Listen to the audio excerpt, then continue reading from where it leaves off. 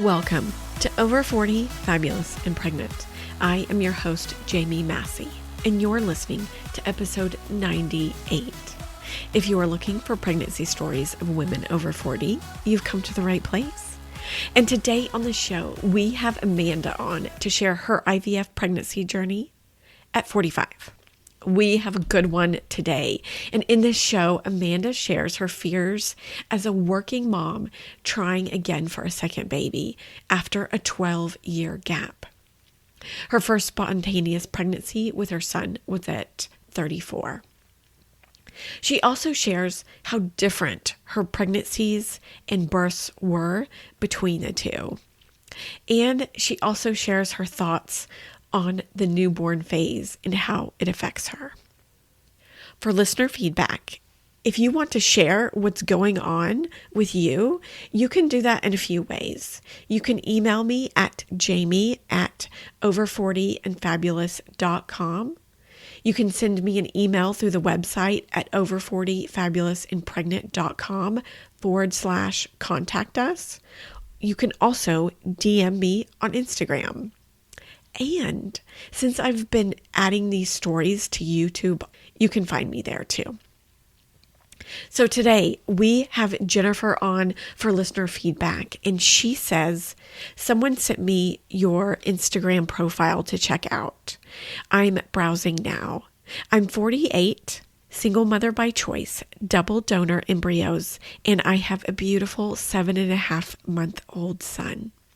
After a failed transfer pregnancy loss at 6-7 weeks. Love, love, love this venue to help others learn about their options. And Jennifer, first, congratulations on your son. That's amazing. I love hearing these stories. We have had one other single mother by choice also. She used a double donor too, and that is Tanika. She had her first at 52 and then her second recently. Thank you so much for sharing, and I'd love to thank whoever sent you my Instagram account too. And if you want to come on the show and share your story, I would love that. And with that, let's get into Amanda's story at 45. Amanda, welcome to the show. Hi, I'm so happy to be here. Thanks for inviting me. We are sharing Amanda's story at 45 today. Let's start with your pregnancy with your 12-year-old. I met my husband when I was 25 years old, and we had a long courtship. We didn't get married till I was 30. So 5 years later, we got married. But at first, we entertained the idea that we might not have children, that we might just be a couple who just works. I think we used to call them dinks, dual income, no kids. So we're like, maybe we'll be dinks. And we kind of just thought that for a couple of years because I remember it very vividly. My husband came to me after work one day and he just looked at me and he goes, I think we're going to regret it if we don't have kids. And I was like, okay. I wanted him to explain more. And he goes, what are we doing this for? What is all this for? When we get a little older, we don't have children or grandchildren to spend our years with. So I was like, okay. And I honestly didn't have to think very long about it. For whatever reason, I was pretty flexible about it one way or the other. I'm the oldest of 4 kids, and I was a nanny all through college. So I felt like I could go either way. I knew what it took to take care of children. I felt competent to do that, but I also knew it was a lot of work. I was just really open to either way. When he came and had a change of heart, I was open to exploring that. And how old were you whenever y'all decided? I was 32. Okay. We started trying to get pregnant when I was 32. And so we didn't get pregnant right away, and we weren't doing anything special to try, to be honest. It was just a stroke of luck when we did get pregnant, but that ended in a pretty early miscarriage. I was 32, but I was close to being 33 when we had the miscarriage. The doctor had told us to wait a few months before we tried again. I don't know why we didn't do anything special to try. And we even had some like distance between us. I think it affected me a lot more then it affected my husband. And so we had a little distance there and things went sideways for a second. And we weren't trying. You know what I mean? We weren't Yeah. trying to get pregnant right away. There's a lot of By the next, strain that can yeah, happen whenever you have a loss like that. yeah. It just took me by complete surprise. I don't know why. I just thought, I'll get pregnant. Now Hmm. I'm pregnant and that I'm going to have a baby. And I didn't even entertain the idea. I told literally everyone the second I got pregnant. So everybody knew. And then all of a sudden I was like, oh my gosh, I was just literally shocked. I used to tutor kids after school. I think I started to miscarry when I was at their house getting ready to tutor them. And I was just in denial. I was like, no, this isn't happening. I was just so shocked.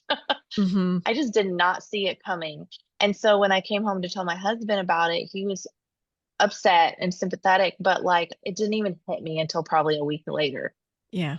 I was just kind of like, just didn't process it. I just thought, well, maybe this isn't real, and I went to the doctor and everything to confirm that I'd lost the pregnancy, but it just didn't. It took me a second to actually accept it, I guess, even though it was early on. It was before I was 8 weeks.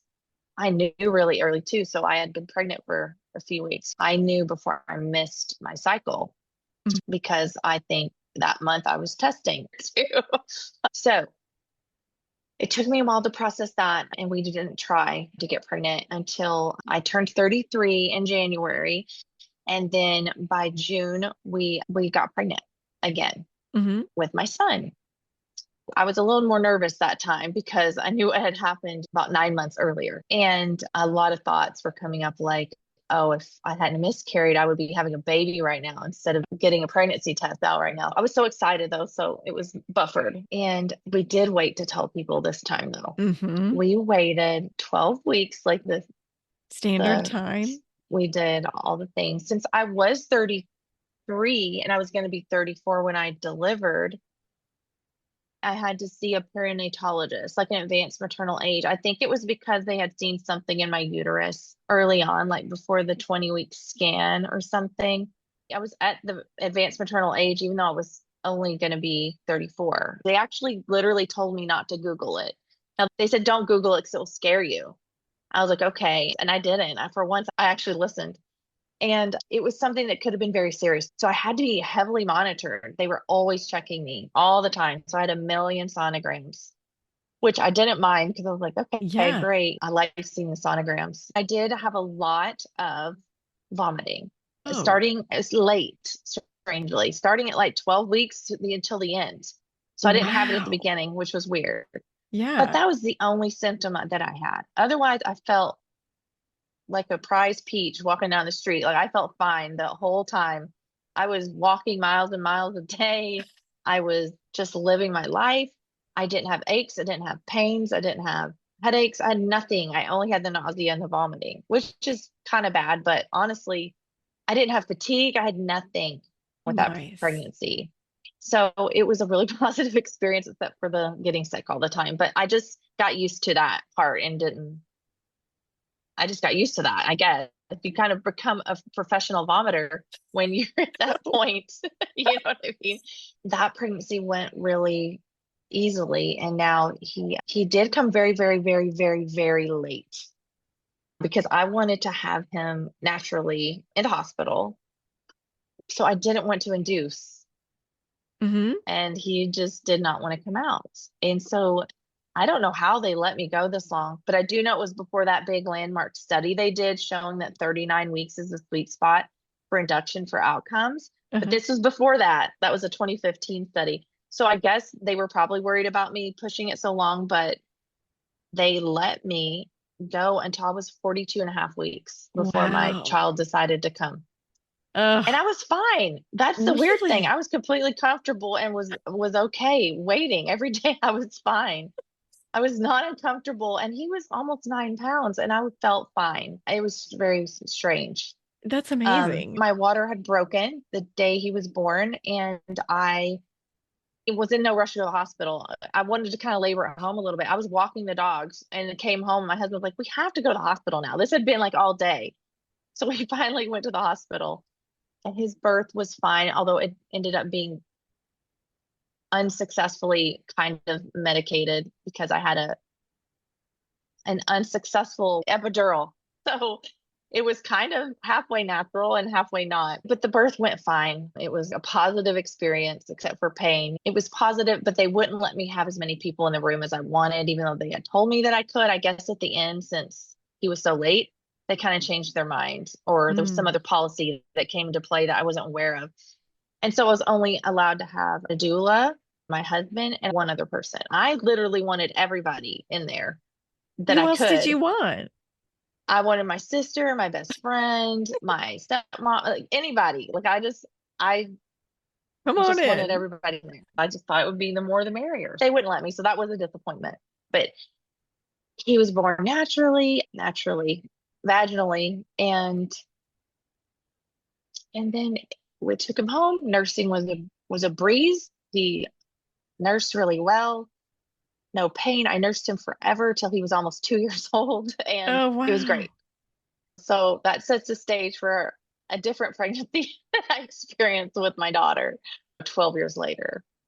What made y'all want to have another kid? Like, why the space? My husband didn't want any space. Was interested in having another baby right away. I was very focused on my son, probably to the point where I just indulged his every desire at every moment, but I was very focused on him. He's 2, I'm 35, he's 3, I'm 36. And I started a business when he was 18 months old. I started a business online. It was an online brand and it turned into a big national conference. And I was very busy from 2015 to 2020 when I sold it. And my husband kept bringing up, like, I'd like to have another one. And I just couldn't imagine doing that business where I was the majority owner and I was the president. And also, I had my young son who was a preschooler and having another baby. Like, I just couldn't conceive of it. I was just like, there's just no way. I know people do it, but in my mind, I was like, I just don't think I can do it. I didn't feel Yeah. like I had the bandwidth for it. I already felt guilty with him in like working. And I felt like Yeah. I would do too much work, or am I neglecting him? So I was like, it's going to be another baby to take even more time away from him and have trouble giving time to the new baby. So I just kept putting it off. And during that time, we made a big move to Arizona for my husband's work. So when we got there and I was kind of positioning myself to sell my business, my ownership in the business, which took a year to get that all together, COVID happened.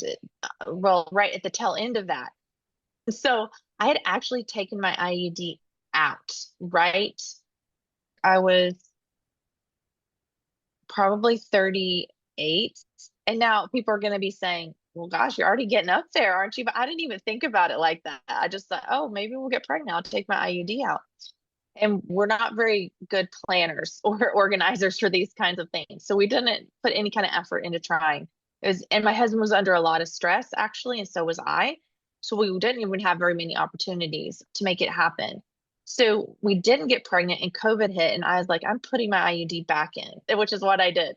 I put it back in because I just got nervous. It was like a weird time, and we were trying to move and go back to Texas during COVID. So it was a whirlwind. Yeah, I can imagine. So I was just like, I'm not doing this during a pandemic and during another halfway across the country move situation. And when Hmm. I'm like finalizing the sale of my business, it was just like, okay, no, put her back in, put that IUD back in there. We're not doing this right now. And then we get back to Texas, and I was 41 or 42. And at that point, I was just like thinking, oh, I waited too long, you Mm. know?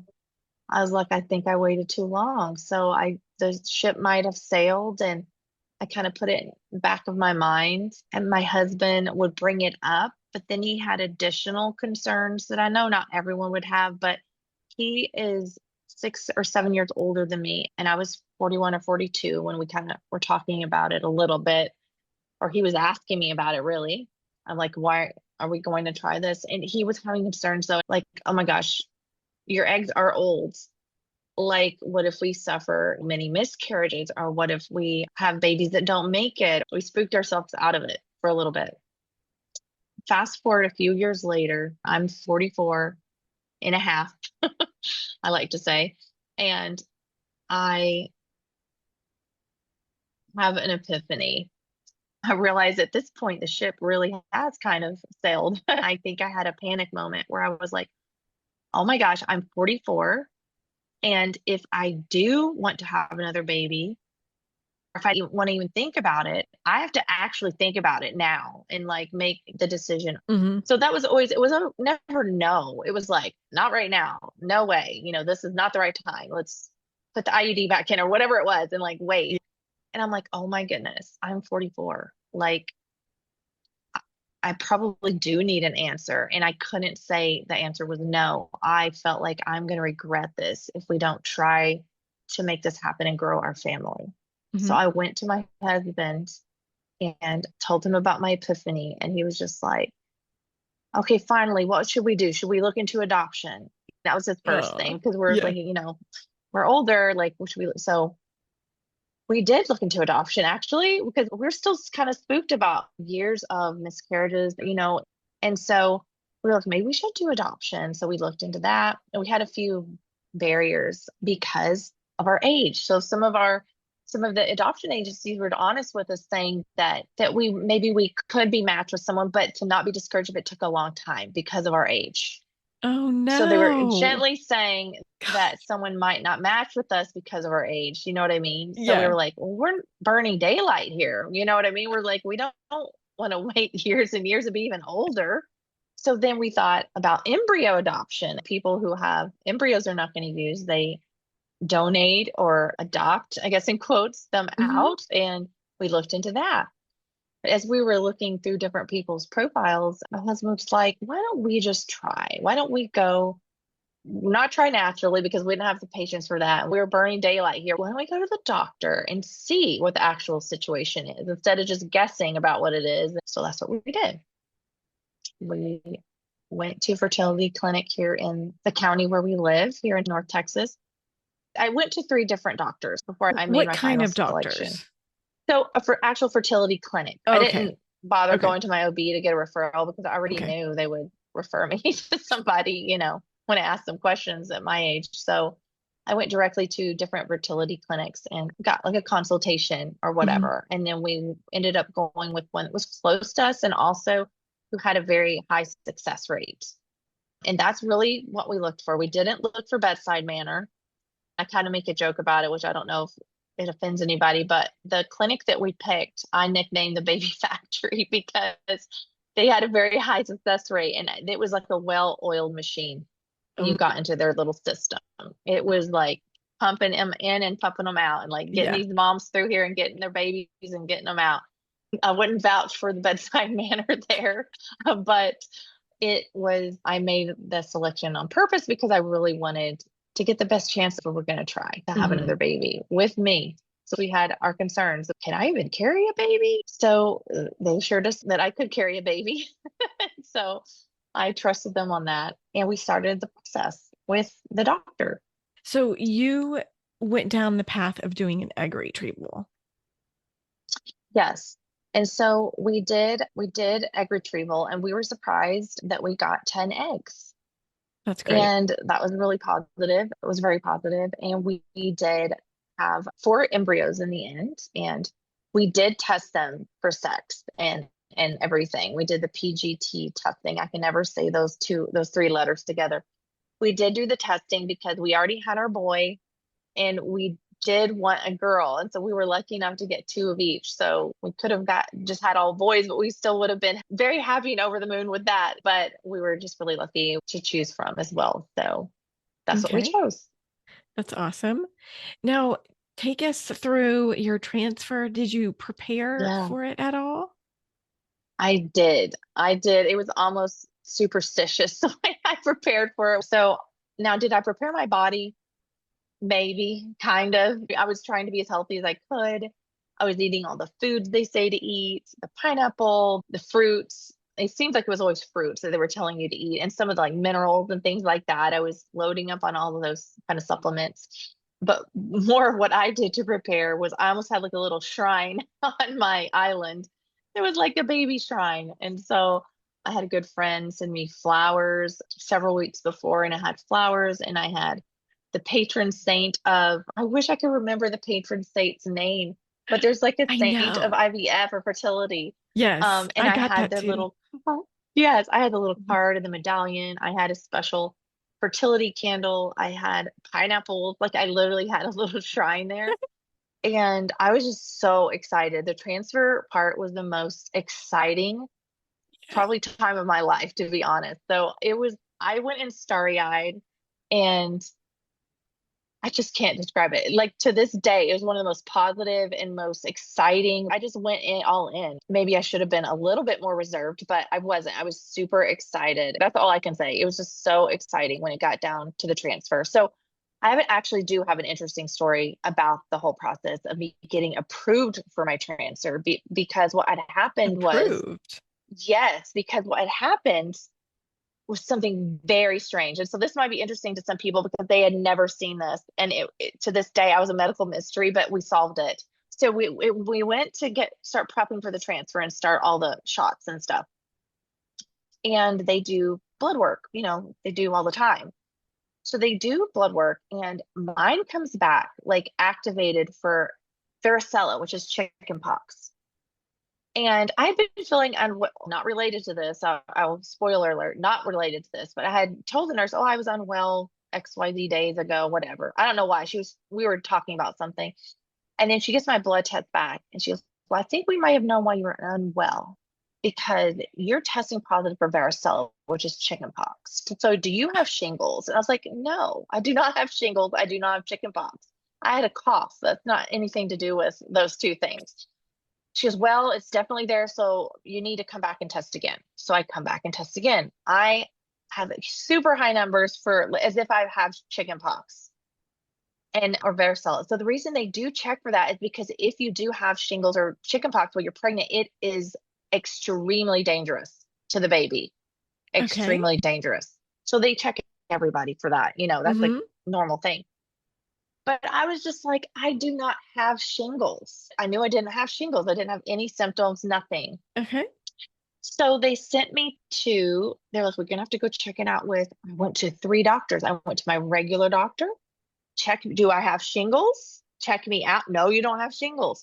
Go to the OBGYN for some reason. Go to her and say, do I have shingles or what's the deal? Like they wanted more explanation about what are the risks, what are the dangers? Does she actually have shingles? Like what's going to happen if she gets pregnant and she has all this varicella?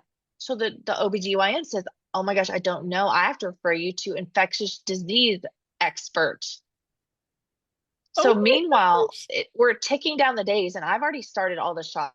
We're ticking down the days to do the transfer, and I'm hell bent on doing the transfer on the day because I'm so excited, and I've already done all these shots, and I'm getting to this moment.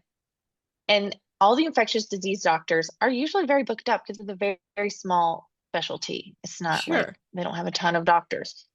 So I'm calling, and I think at the moment they were going to have, it was some kind of decision making day. Like I had 48 hours to get some kind of answer, or I was going to have to stop and pause it all over and just Ugh. wait until the next thing. So I was like, no, we're not doing that. So I called so many doctors and I got in somebody like the next day, like they had a cancellation. Wow. And he wasn't able to give us the answer that day, but he was able to give us enough of an answer where they were confident to let me go ahead and keep taking the shot. What And happened? so what happened is maybe the illness that I had, it was an unrelated like respiratory illness. He says, if you've had chicken pox, it can be activated in your system. And sometimes your body just fights it off. Great. That's what mostly happens. Sometimes it doesn't, and you can get shingles. He said, however, whatever it was happening, it was in my blood. Or no, it was not in my blood. He said it's in your nerves, it's not in your blood. If we gave you a titer, TITER, right now, it would not show varicella in your blood because it's in your nerves. Your nerves. He said the test they did test for antibodies. That's not the same thing. It doesn't mean it's in your blood. So I had to do a special test. By the way, LabCorp had no idea what this test was, and he had to argue with them on the phone for it was like obstacle after obstacle after obstacle. But I was so excited that I just kept forcing them to go through. I was like, we're not doing this. And yeah, they assured me like it's not in your blood. Sure enough, the titer comes back. There's no varicella in my blood. So I must have just successfully fought off a shingle attack, basically, is what had happened. Um, Wow. That's And fascinating. so no one had ever heard of that. Nobody at the clinic, nobody knew what was going on. And so that was a bit of an anomaly. But anyway, went through the rest of the transfer cycle, did all the superstitious fun things on transfer day, ate the French fries, wore the socks, took the pictures, me and my husband with our little hairnets on and our little pictures of our embryo, took the little picture of the embryo home, put it on my shrine, said a prayer, and went to bed that night. And I will tell you, and your listeners might know what I'm talking about if they're at various stages of this journey. I knew so much or read so much, so many people's experiences about what it's when they could tell they were pregnant. You know what I mean? Oh. Like right away, Mm-hmm. all the little signals and signs. And I remember very distinctly a woman saying that she felt like someone had put out a little cigarette on her lower abdomen, like very shortly after, within 12 hours or 24 hours. And she felt like she knew that was an embedding, and other people were agreeing. Who knows? This was on a forum. But I had that exact distinct feeling, and it was actually painful and it was very brief. And I said, oh my gosh, I think I'm pregnant. Like I literally, I could Wow. have manifested that in my body. Like I could have literally, my body literally could have just concocted that up. But I had that feeling, and that very first day, which you wouldn't have any other symptoms, but I felt that feeling and I just knew. I went to bed that night and I just thought, I think I'm pregnant. And I was just very excited. So then if they always tell you, Not don't to test. test. Yeah, right. Who is listening to that? That's I all I have know. to say. I'm like, who has the willpower? Not Not me. me. Like, I'm testing on 48 hours out, even though I know there's literally no way. You know what I mean? That there's no way. But I'm like, I'm testing immediately. But a few days later, I think I probably tested on day, I'm sure I tested on day 3 or 4, really early. Uh-huh. And I remember on day 3, though, the reason why I was excited to test, even though that's way too early, way, way, way too early, is because I had a wave of nausea. And day three. Yeah, a real wave of nausea. Very, very brief, but I'm also a wuss. So like I can feel things happen. You know what I mean? Mm-hmm. I'm a hyper vigilant monitor of my body. So I just felt a wave of nausea and I said, oh my gosh, I think I'm right. And then I got an early positive really soon, like on day 5. Now, was it clear to everyone else? No. Could you pick it up in a photo? Not really. That But you could I saw it. see it with my eye? I could see it with my eye. Could my husband see it? Not really. He was like, I think I might see it because I definitely wouldn't trust that. I'm like, well, I trust it. And my mind, I was like, I'm pregnant. So I took tests twice a day, every day. Like most people, I don't know, not most, but most people I interacted with on Facebook groups, we were all doing the same thing, taking them twice a day, looking at the with a magnifying glass, how dark is it? And I kept I still have all the tests. I'd take pictures of the gradient and sending it into Facebook groups, and everybody's talking about it or commenting on it and things like that. Just tons of tests before I even get to the doctor to do the blood test. Yeah. And so I walk in and do the blood test. Of course, I'm over the moon because I'm You like, already I already know. know I'm pregnant. Yeah. They're like, oh, you tested. I'm like, yeah. Do you ever have people come in here that don't have a clue? They're like, sometimes. I was like, okay, well, good for them. I'm like, that's not me. So yeah. So that the whole transfer is just such a positive, fond memory. We were so, so lucky that it happened on our first transfer. And Yeah. I was dogged that it had to happen. I was just jumped through so many hoops. It was crazy. Yeah. Like Um, you manifested this. yeah, like And I was like, this is going through. We're doing this. do you Um, remember what your HCG numbers were?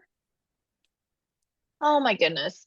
I should. They weren't anything unreasonable. So I do know that I remember they were a little high Hmm. the first time I took like the first blood test. And when I say I wish I could give you the parameters, but I don't remember. I just remember thinking, oh, is that high? Did my embryo split? Like everybody is Yes. wondering about. So I'm like Googling, is this high enough for twins and all those kind of fun things. But I think my second one came back and it just, whatever, it tripled the first time, which was positive. That's And great. then I think they did a third test. I probably I can't remember what the number did, but they were happy with whatever the number was doing. And I was, I was pleased and comfortable and confident. So That's awesome. So tell us, how was your pregnancy? it was not like my first pregnancy. So at this point, I'm 45 and I'm pregnant. And I expected it to be exactly like my first one. And so I was 6.5 weeks pregnant, and I was actually at I was actually at the conference that I had sold with one of my best friends. For the first time, I went back to this conference after I had sold it. So it was like 5 years later. And so I'm like, oh, we're gonna be at this conference. It's so fun. And I was 6.5 weeks pregnant. Had plenty of energy. I felt fine. I was like, this is gonna be a breeze. This pregnancy is gonna be fine. I feel fine. I'm about to be 7 weeks pregnant. I haven't felt a thing. And the day after that conference, I thought I was gonna have to be on life support. I literally crashed. Like I couldn't get off the couch, like physically, not mentally, physically couldn't. Like my body felt like it weighed 1,000 pounds. The fatigue just came out of nowhere. I never experienced anything like it to that point or since. The newborn fatigue was nothing compared to that. Postpartum was nothing compared to that. It was soul crushing fatigue. And I was very surprised by that. Very surprised. I did not see that coming. He was 11 at the time, my son, to take care of. I mean, he's older, but I still had to take care of him and do everything. And Sure. I was working, but I had quit. I was an interior decorator for a Dallas design firm, and I had the foreknowledge to know this might be trickier than I think it's going to be, and I did like step away from that Hmm. just in time to crash because I would have been fired because I couldn't do anything, like anything. So that did last a while. And I think it was a combination of all those because I had to do the big giant Pitocin and oil shots. I don't know. Not everybody does Oh, that, but that was progesterone. yeah, progesterone. Sorry, not Hmm. Pitocin. The progesterone in oil shots. That was my protocol. And I had to do that for 12, like till week 12. Uh-huh. And I honestly think that had a lot to do with my fatigue Mm, because it just knocked me out. It was yeah. just too much progesterone for me, I think. And I mean, they didn't test that protocol. They didn't test for progesterone. They just gave you max dose and sent you out the door. And it flooded me. It was just knocked me off my butt. Did you go back to your OB that you used to use? I went to a new doctor to be closer to where we live because Okay. before I was in a couple towns over. So I went to a new doctor and they were fine. I think when I was younger, when I had my son, I was really particular about like having a doula and having a specific doctor and all these things. But when I had my daughter, I was way more like, let's just get this done. I wasn't so particular. I didn't fall in love with any of them, but they were fine. And I also went to advanced maternal age doctor as well to get extra scans. They did release me from her though at a certain point after they did enough scans and saw that everything was fine. They released me from her and I didn't actually stay with her the entire time. Oh, good. I can't remember what point that was, or probably some point after I mean, I was pretty far showing, but I didn't have to keep going. Yeah, they released me back to my OB's care and didn't need to see me anymore. Okay. So that was good. Yeah. What about products? Was there anything that helped you during pregnancy that you could recommend? Well, I don't know if I recommend it, but this is what I had to do. I did take is it Dramamine or not Dramamine? Whatever is safe that you can take it. It's like an Eh, insomnia over the counter medicine for sleep that helps with nausea and pregnancy. And it's safe to take during pregnancy. I did have a lot of nausea and vomiting with this one too, but the fatigue was the Worse. one that really distressed me. Yeah. Uh-huh. But I did take that for the nausea and the vomiting. But honestly, that made the fatigue even worse. Oh no. So sleeping, it's like a sleeping pill. So Yeah. it was like not a good thing. So I don't know if I recommend it, but I really did have to do it because I wasn't eating like at all for a while, especially Oh at the beginning. no. Yeah. I was just dreading eating. I made up for that later, but at first I wasn't putting on a lot of weight and then I really made up for it later. But like I did do that. I will say like I did do a lot of wintergreen, like peppermint type things. And that did help. But to this day, I can't have wintergreen anymore because it just reminds me of that time. But they did help, I have to say. And what else did I do that helped? Some of the things were just lifestyle things. Like, this is so sad, but like, if you need to sit down on a stool while you do the dishes and while you cook, like, just sit on a stool. That's what I did. If you need to sit down in the bottom of a shower, that's what you need to do. Like, I couldn't even stand up to shower. Oh, wow. I couldn't waste energy on that when I needed to get my son's backpack to the Yeah. back door. And my husband did a lot too, but it's just like, he can't do it all. He's working, you know? And so just some of it is just like, do whatever accommodations that you need to So, like survive. And yeah, so yeah, a lot of it did resolve, though, I have to say, after the progesterone shots. A lot of the mm, fatigue resolved after that. So that mhm. was a relief, although I was still very tired, but I could function and I could take a standing shower again. So did you get So, your appetite back later? yes. And so, yeah, I did. And I was still nauseous and kind of sick the whole time, but not enough to deter me from eating. I was really, really hungry. And so I ended up gaining less weight, but ending up at the same weight as I was with my son because I started out bigger. With him, I was tiny, and I gained 1,000,000 pounds with him to end up at a certain weight. And then with her, I was already halfway there. So I didn't gain as much, but I ended up at the same freaking weight. So that must have been the weight my body is at when when it's pregnant. That's funny. Did you have any Yeah. craving? No, I would say this. No, not specific. I just craved food. Like, if I just had something specific, I would hyper focus on if that's a craving, but I would eat it for like a week straight. I'd just be on a kick. Uh-huh. Nothing interesting that was like, oh, that's weird. Yes, mostly savory things. And with Hmm. my son, it was the opposite. I craved like grape juice and grape slushies with him. And with my daughter, this is so bad. I did have trouble eating for like at least half of the pregnancy, and I would go get the worst fast food that sounds like it would be disgusting, but was the only thing that was palatable, like a burrito at Taco Bell or a taco at Jack in the Box. And that's all I would eat for like 2 weeks because it's the only thing that sounded appetizing. And then it would be disgusting again, and I'd have to find something else. That didn't happen the whole time, but it was a few months there where I was going every day to go get something very specific and not good. Not anything I would want right now. You know what I Uh-huh. mean? Yeah, But it was the only thing that I wanted to eat. That was really strange. that's funny. But it's almost like survival. You're like, what can I Yeah, actually eat at that time? yeah.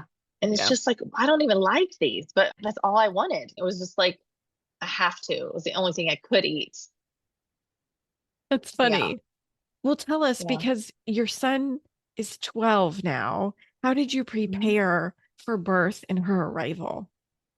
So it was a lot different than his because, like I said, I had a doula with him. So I was going to do all natural. I did hypnobirth. I did meditations every day for months. And with her, my birth plan was this.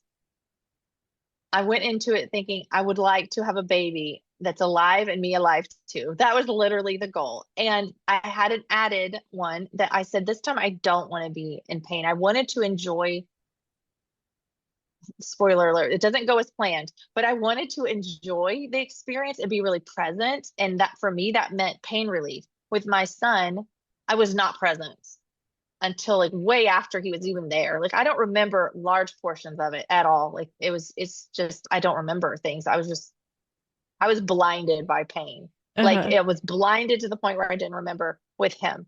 And so with her, I thought, I'm going to do this differently. I want an epidural immediately. And I want to be present and I want to be talking to people and happy and just experiencing this and ready for her to come out. And so I did get an epidural really early. And Uh-huh. unfortunately, it was also unsuccessful. Oh no. Well, did you So have all the people in the room this time? I did for just the laboring part, but here's what happened. We had an unplanned, urgent C-section in the end. Okay. So I did epidural. It failed, which was fine. Like, half of my body was on fire and pain, and the other half was okay. Oh, So it's the same thing that happened with my son. It's like something about my spine. They can't get it on both wow. sides. I don't know. So Um, so tell us how far along were you? Oh yeah, that's a good point. I was about to be 38 weeks and my blood pressure out of nowhere shot up at one of my visits. And so I went home and they said monitor it and I monitored it and it just kept staying really high. So I was calling the after hours number and they kept telling me, go ahead and go to the hospital and get checked out. And the next day there, talk to the doctor. I went to that. It was still raised and they sent me home to monitor it again. The baby wasn't showing any issues and it was high, but it wasn't like, oh my gosh, you have preeclampsia or anything like that. It was just very high. So I was monitoring it. And then that was the weekend. And then on Sunday, I was like, it's just high. It was just high all the time. It was high every time I checked it. And I got nervous and it was calling into the line. And I had left a message with our answering service, and they were supposed to be getting with the doctor to let me know what I should do. Should I go to the hospital to get checked out? For some reason, that message never went to my doctor. And I went the entire day on Sunday until my husband was like, did you hear from them? I'm like, no. So he's like, I called them back again and said, I need to know what I'm supposed to do. It's still going on. And there had been a problem. There had been a miscommunication and the doctor was never alerted. So as soon as they found out, they sent me to the hospital immediately when I told them what my readings were. I was like, okay, never mind. I was Yes. just at home all day. They sent me there, but I thought I was just going to be checked out again, to be honest. And so Mm-hmm. I just went by myself in sweatpants with a purse and Oh my left everybody gosh. here at home. Because I thought, well, they're going to check me out and they're going to talk to the doctor and they're going to do blood tests and see what's going on. So I get there and they say, well, you're about to be 38 weeks. And so we're just going to go ahead and induce you because you are having some issues here. And it could turn into preeclampsia and you're here, your age, your blood pressure is not great. And so they said they were going to induce me. And I was like, okay. So I wasn't ready. I didn't have anything with me. My husband and son were just at home chilling. They had to bring me my bag that I luckily had packed and come up to the hospital. But they went back home because they just started me on something, whatever they start you on to induce you, like vaginally. I had cramps all night and I told them I would call them when it's time to come in the morning, like if something's happening. And they came later that next day on Monday. Mm-hmm. And whatever happened, things started to progress. And I got the epidural really early because, like I said, it was starting to get very painful. I'm like, I'm doing the epidural now. It worked a little bit at first, but it really ended up not working. And it was very painful. But I labored and labored and labored and labored all day. And they didn't understand why I wasn't progressing because they had the Pitocin turned all the way up and I could feel it on half of my body. And they were very strong contractions. And at the end, my daughter was starting to show signs of distress Oh and she no. wasn't recovering as well. And they weren't sure because when they did my sonogram, like when I was at the hospital, like to check her position, she was in the perfect position when I started the whole process. They didn't know it at the time, but by the time they pull her out, we have to do a C-section. They realized that she had somehow, I was laboring, gotten in the wrong position, a really bad position, actually.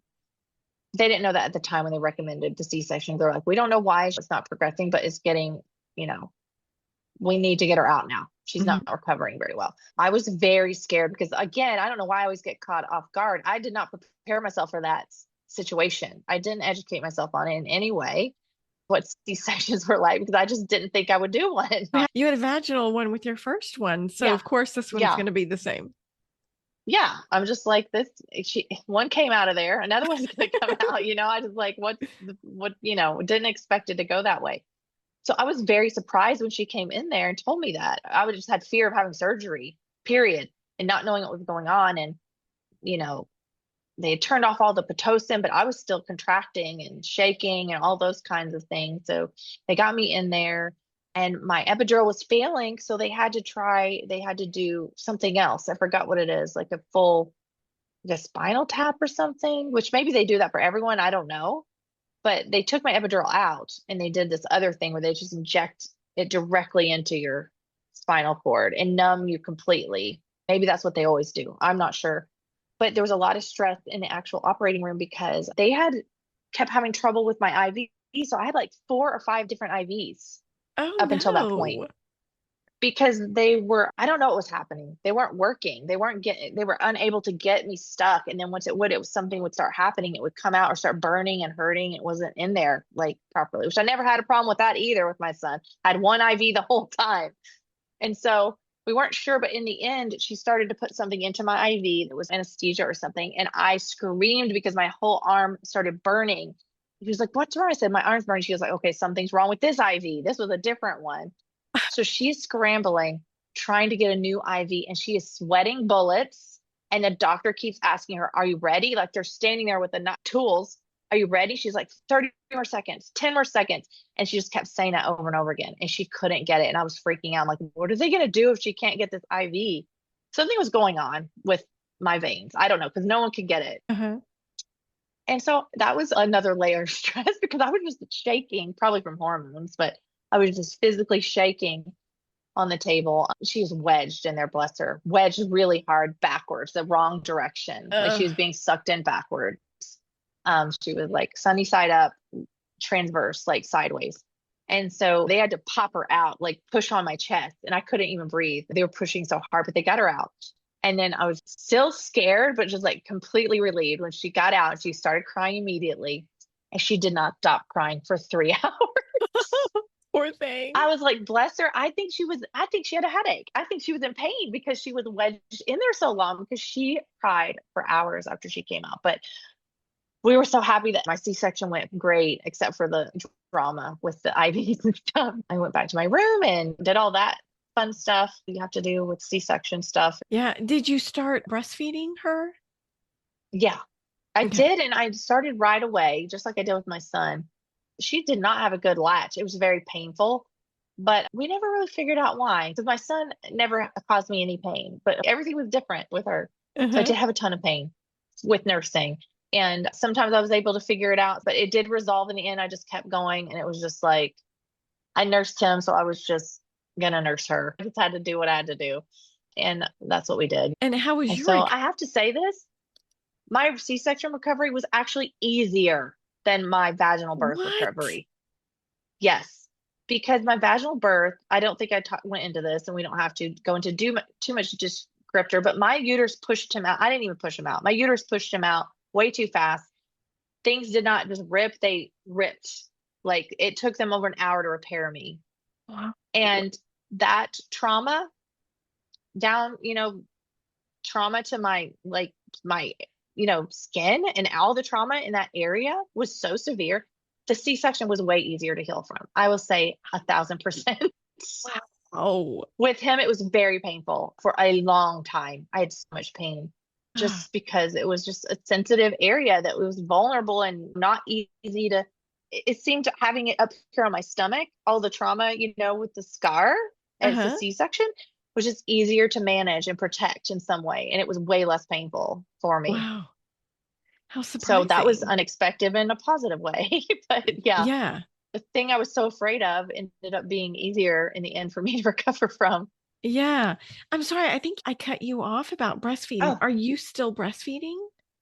I am. Oh, that's I want to be weaning her, but she is very feisty and she just roots herself in there. Like she lifts up my shirt. She's 10 months old almost. I swear sometimes I'll just be sitting there playing with her and I'm thinking, okay, I'm going to give her some formula and some baby food. And the next thing you know, I'm sitting there breastfeeding her and I don't even know how it happened because she's just wiggled her way in there and I'm not thinking. And uh-huh. so we're kind of trying to wean a little bit. She just eat a little bit of formula and she eats a little bit of food, but we're working on that. Just with my son, I just had nothing else going on at first. So I just was very just fine nursing him forever. And then with her, we do have other things going on. And I'm just like, okay, we need to have a little bit of more structure in our day. It can't just be nurse on demand for 2 years like it was with my son. Like, it's a That is lot. amazing, though. I really wish I could have done that. That's really nice. Well, she enjoys it. Yeah, I bet. She loves it. And sometimes I do enjoy it at night too, because she's not much of a cuddle bug, but at night when she wants to nurse, she cuddles. Tell us mentally, how were you? You know what? Right after it was actually very difficult because it was difficult with my son too, in the same way is that you're so restricted. And I felt like I was missing out on life, on everybody else, just carrying on about their business. And I was in a little nest in a room somewhere, nursing a baby all day. And that newborn time isn't a positive time for me. It wasn't for my son, it wasn't for her either. It's not a positive time for me mentally because I'm ready to just have life go back immediately, and I'm very impatient, and I want to be going out to lunch again. I want to be doing everything again, and that's just not happening. Mhm. And so it's very depressing for me, and it feels very dark when I'm so restricted. I just felt extreme restriction and resentment that everyone else is able to carry on and I'm not. That resolved itself with time and you being able It to get out. it did. Yeah, as soon as we went to our first family lunch and I was like, I'm a new woman. Like I was like the happiest I've been in weeks because we got to go out somewhere and do something normal. Yeah. But as soon as that, and the more time that passes and the older she gets, the happier and the more excited I get because she is just, I'm not a newborn person. I am a baby toddler person and a kid person. So as soon as she moved away from that newborn stage, I was like, thank goodness, now the fun can start. Is there anything else you want to mention about your pregnancy or birth? I'll mention that the surprising nature of the urgency of the C-section and me not being prepared was a little bit traumatic, actually. I feel like I did have to process it a little bit because I was so looking forward to being in a pain-free, medicated vaginal birth where I could be present for it in the ways I wasn't present for it with my son because I was blinded by pain. I was just so looking forward to experiencing that again in a present way. And so it didn't happen that way. So I did kind of have to like let go of that and kind of process that a little bit. My goal was to have for us both to make it out alive. So we met that goal and I'm just beyond, beyond happy with that. So you have other embryos. Do you have any plans for those? We do not. They're frozen. Right now, we don't know what to do. Of course, my husband's like, oh, I could see us having a third. And I'm like, I don't know, because that would mean I would need to get busy pretty soon. And I'm 46 now with our 10-month-old, and it is very fresh in my mind. So the pregnancy part is fresh in my mind, and the newborn stage is fresh in my mind. And what has been your biggest challenge being pregnant in your 40s? Well, they say every pregnancy is different. So I don't know if I can attribute it to this, but I did feel like I was more tired. And I always thought maybe because I'm older. Do you know Mhm. what I mean? That was my biggest thing where I thought maybe I was so tired because I was older. That's the only that's the only thing I can attribute to being in my 40s, quote, you know Mhm. what I mean, being pregnant. Because some of the other things that shifted for me might have been just because it was a second child. So like my attitudes were different. I don't know if that was due to age or due to me already having done this once before. Mhm. So yeah, the only thing I have a sneaking suspicion that was more difficult or different was I felt more tired, but survivable is all I could say. Mhm. Survivable, but that's the only thing I can really clearly attribute to Mhm. age. Okay. Is there anything you'd recommend that would help prepare someone for pregnancy and birth over 40? What I would recommend is to be, since it is such a special time and a special thing to be pregnant in your 40s, to really let yourself get excited about how special it is and really enjoy all the little successes that can come along the way on your journey to being a mom again or being a mom for the first time. And maybe not everybody would give that advice, but I think it's such a special, just the journey in and of itself is so special to enjoy that at each step. Even there's a risk of heartbreak. Yes. And you may have experienced a lot of that, but like let yourself be really excited for how special it is to be pregnant and having a child in your 40s and that you're doing something really different and really courageous. How I would encourage people when you do get your baby, you'll have really good memories to look back onto as part of the journey, not just the end result, but the entire journey. That's perfect. And Yeah. what advice would you give yourself when you were pregnant if you could go back? Oh my gosh. I don't know because I don't think I would listen to my own advice. I would have just been like, hey, maybe you should educate yourself on other outcomes that could happen. Don't be so surprised when things don't happen like you think they're going to happen. But that would be it. That would be it. That would be it. I would tell myself that to maybe let's look into some of these other things. Don't scare yourself, but also don't go in there blind so you're not just completely taken by surprise by some of these things. Yeah. And we have a lot of listeners who are trying to conceive over 40. What would you tell those ladies? I would tell them that there are just so many ways and options and journeys you can take to getting pregnant in your 40s. And if it is really, really on your heart, just explore those one at a time as it makes sense and, or as your doctor recommends. Not every solution will be for everybody, but be as open as you can if that's really on your heart. And just have courage. You are very courageous if you're trying to do this in your 40s. It is very special. And you're in a special community when you're trying to get pregnant in your 40s.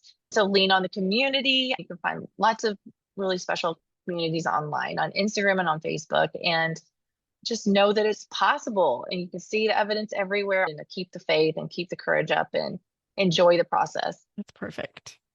And let's talk about how you help women.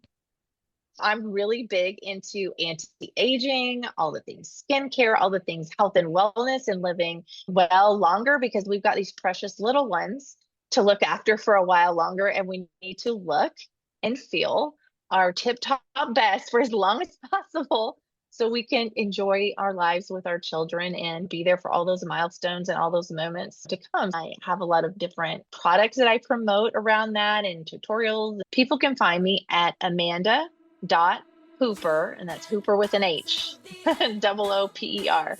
If people think Cooper when I say that. Yeah, Amanda.Hooper. Awesome. Amanda, thank you so much for sharing your story. Thank you. It was really an honor. And I'm so honored you invited me to do this. And I think you have an amazing podcast and you're doing something really special for this community. And I'm so inspired by it. And thank you so much for listening. Have a great week, and I will see you every other Monday.